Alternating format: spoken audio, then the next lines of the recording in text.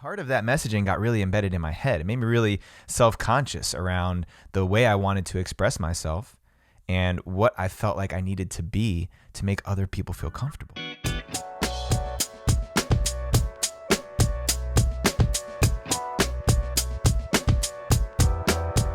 Anything other than the fullest, most honest expression of yourself is literally robbing the people around you of your gifts.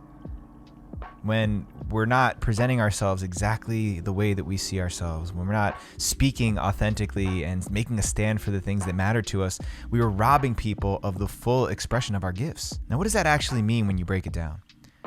I remember when I was going through physical therapy school, finishing up graduate school back in 2010, and I was starting to feel like I had an idea of how I wanted to present myself, even just in the clothing that I wore, the way I wore my hair, the tattoos I had on my body. And the message inside of school was, you cannot show tattoos, you cannot have certain hairstyles, you cannot present yourself in a certain way because it's deemed unprofessional. It will make people uncomfortable. The context they gave was that it makes people feel like they can't relax, and my job in taking care of people is to allow them to be able to relax. Now, part of that messaging got really embedded in my head. It made me really self-conscious around the way I wanted to express myself and what I felt like I needed to be to make other people feel comfortable. And that was fucked up. That was fucked up that message seeded itself somewhere in my brain that it was my job to make other people feel comfortable, that I needed to compromise the way I expressed myself, not just physically, not just visually, but also the way I spoke, the things that I talked about in order to make other people feel comfortable. Now, how many of you guys out there are modifying, editing yourself to accommodate other people's feelings? We do it all the time. We learn to do this as children because we want to belong. Right? How many of us have a story in our history where we did or said something because everybody was doing it? Right? Peer pressure. They talk about it in schools all the time. And it's a real thing. Because the need, the urge to belong and have a sense of community is so implicit and so necessary inside of our bodies that we will compromise the things that feel true to us inside. Now, the problem is that voice, that inner dialogue of the way I want to wear my hair, the way I want to express myself, decorate my body, the way I want to walk, the things I want to talk about doesn't go away. But we have to suppress that voice in order to present ourselves differently. And what this does is it creates inner turmoil. It creates inner conflict. There's parts of myself that are not agreeing with the decisions that I'm making. And as long as there's an incongruence or a civil war happening internally, then the people around me are not getting the most of what I can offer. Now, this was a multi-year process for me. I didn't go right from having the good old boy professional look, haircut, vibe, style, everything to what you see today. It was a process. And over the course of years, it first started with my hair. I had long hair, but I still had normal sides. Little by little over the years, I started to shave the sides up. And then at one point, just took it way up the sides. And then eventually, I put dreadlocks in my hair back almost 3 years ago now, because that was the way I wanted to express myself. That was something that when I closed my eyes and I imagined who I was and how I wanted to convey what's inside of me externally, that's what I saw. Having tattoos on my arms and jewelry on my wrists and things that decorate and adorn my body, this is an expression of what I feel inside.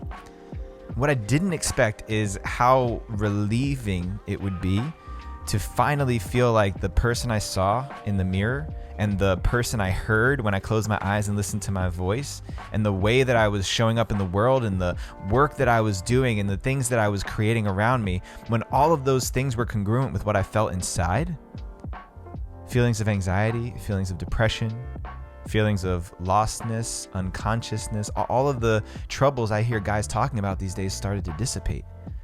Not all at once, but gradually over time. And today I wake up and I have the experience of feeling like I'm exactly the person that I am on the inside when I walk around in the world. I'm able to speak in ways that are just, I don't think about it. I don't edit myself or my words based on what I think people want to hear. I just talk. And the things I want to wear, I pick what I want to wear on any given day. And I walk around in places as the person that I want to be. And the thing I didn't know was going to happen is that it was going to remove a whole sea of worries and troubles that I was creating in my own life. I used to carry the story that, well, I can't be myself because someone else said so, because the industry doesn't allow for it, because society doesn't allow for it, because my parents won't accept or agree with it, because my girlfriend doesn't like when I wear my hair this way. All of those things, clearing them off the table and making decisions about how I wanted to express myself based on what felt congruent inside, taking what I was feeling inside and the internal dialogue and bringing that out onto the surface and letting everyone else decide for themselves if that's something that they agree with, but not making it conditional upon that, has eliminated a whole sea of troubles that I used to carry in my life. Now I have new troubles and challenges that I get to deal with. It's not like troubles and challenges are just completely gone, but I realized the other day that I don't wake up feeling like I need to be somebody for anybody else anymore. I still have triggers and old wounds and stuff that I'm resolving and working in with myself, that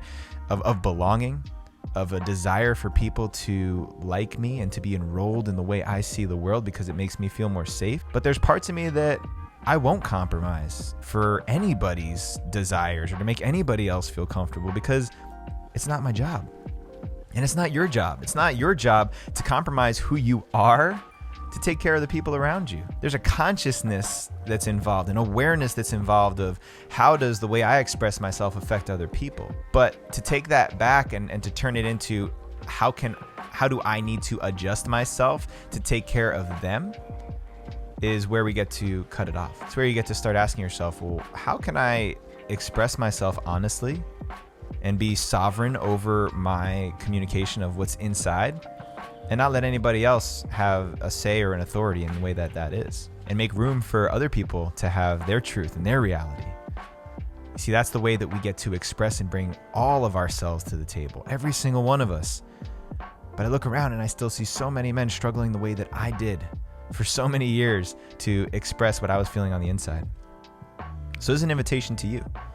How are you still concealing, editing, adjusting the way that you feel inside to accommodate other people based on what you think people want from you, based on what you think people need to feel comfortable around you?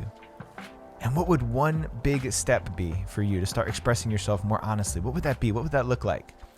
Maybe it's an action that you get to take. Maybe it's a way that you express yourself, something that you need to vocalize that's true for you that you've never told anybody before.